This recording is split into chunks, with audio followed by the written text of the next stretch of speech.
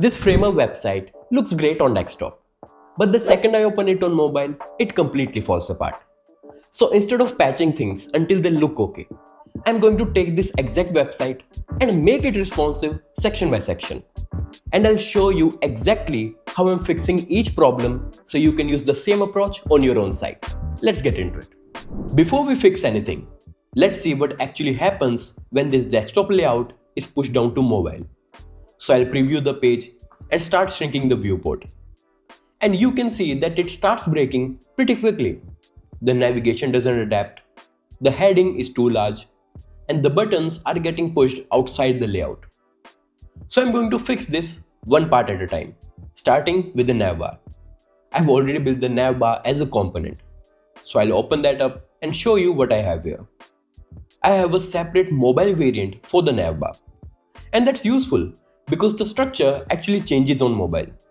Instead of trying to squeeze all the desktop links into that smaller space, I can just switch to mobile version. So I'll select the mobile breakpoint, switch to component to the mobile, and preview it. Now the desktop links are gone and the menu button takes their place. Now it's time to fix the typography. You can see that the main Nova heading is still way too large on the mobile. I've already created some text styles with different sizes for the breakpoints. So I don't need to manually change the heading here. I'll just apply my H1 text style and now the heading automatically uses the mobile size that I've already defined.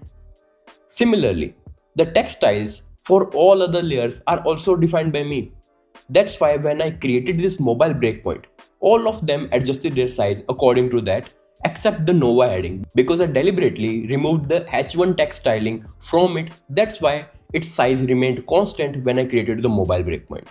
Finally, the CTA buttons need to adapt. Since they are going out of canvas when they are horizontally placed, they will be too small if I shrink them. So I'll change their layout to vertical and make both buttons fill the available width. Now the hero fits the mobile screen properly without me manually moving every single element around. And that's basically the approach that I'm going to use for the rest of the site. I'm not just making everything smaller.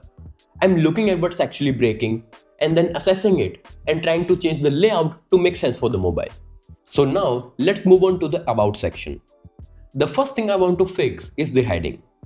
I'm going to switch this to my H2 style that already has breakpoints added, and it also helps in keeping the text styling consistent across the whole site. Next, the main content is still using the desktop layout. So on mobile, I'm going to change the About content from horizontal to vertical. Now this immediately gives us a much cleaner flow with the image on the top and the content underneath. I'm also going to reduce the image height a little here and bring the gap between the image and the content down to about 40 pixels. The description already has its text style applied, so I don't need to change that manually. For the stats, I'm going to make the numbers a little bit smaller so they fit better on the mobile. And instead of keeping these elements at fit content, I'm going to let them fill the available width since the width on the mobile variant is already pretty small. That way, everything inside the stats section has enough room and stays aligned properly on the smaller screen.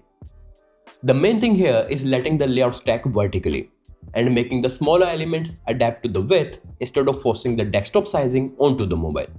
So far, we have been fixing individual elements inside each section. But there is a different problem in the next section.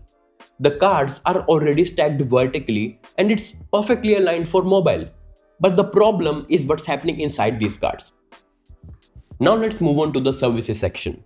First, the section heading does not have a text style yet. So I'm going to apply my section heading style here. Now we have our 4 services card. The cards themselves are already stacked vertically, which is what we want on the mobile. But there are problems inside each card. The content inside the card is arranged horizontally. So first, I'm going to change that to a vertical layout. I'll also align everything to the left because that works much better for the design. There's a little too much space between the elements, so I'll bring the gap down to 20 pixels. I also have a separate stack for the service content, and right now it has a fixed height. Instead of forcing a height here, I'll change it to fit content so the stack can grow with the content. Then I'll add a 20 pixel gap there as well to keep the spacing consistent with the rest of the design. The last thing is the arrow. I want it at the top right corner, but I don't want to put it into some stack with the other element because that would change the desktop layout too. So I'll totally avoid this. So I'm thinking I will take the arrow out of the flow, change it from relative to absolute positioning, and place it at the top right. And now the first card is done. I'll apply the same treatment to the other cards, and we have our cards made responsive. And this is where responsive design gets a little more interesting. Sometimes you don't just resize elements. Sometimes you have to change the layout to adjust it for the mobile. And this is exactly what we are going to do with the project grid. Now let's move on to the selected work section. The typography here is already looking good because like earlier, I've already applied my text styles throughout the site. So I don't need to manually resize all these headings and text again. The main thing we need to fix here is the project grid.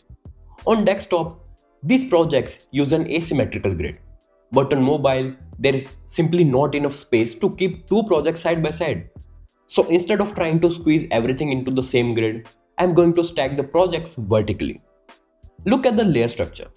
The project grid contains two horizontal stacks, which are basically our two rows. I'll change both of those stacks from horizontal to vertical. Now let's fix the project images.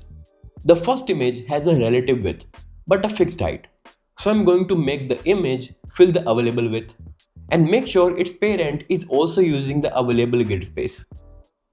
And I'll make sure to set its parent to 1FR. I'll reduce the image height to around 300 pixels so it doesn't become unnecessarily tall on the mobile. I'll apply the same setup to other project images, full available width and a controlled height. The fourth image also has the same issue as the first one, so I'll apply the same fix there as well. Make the image fill the available width, set its parent to 1FR, and reduce the height to 300 pixels. And now all the projects are stacked cleanly one after other without having to manually reposition each one.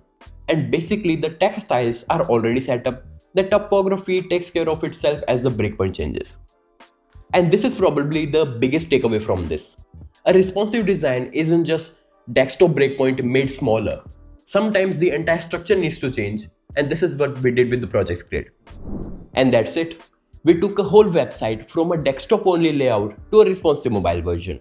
And if this helped, like the video and subscribe to the channel, and make sure to check out this Framer tutorial, in which I rebuild the exact iPhone 17 Pro website animation in Framer step by step. And I'll see you in next one.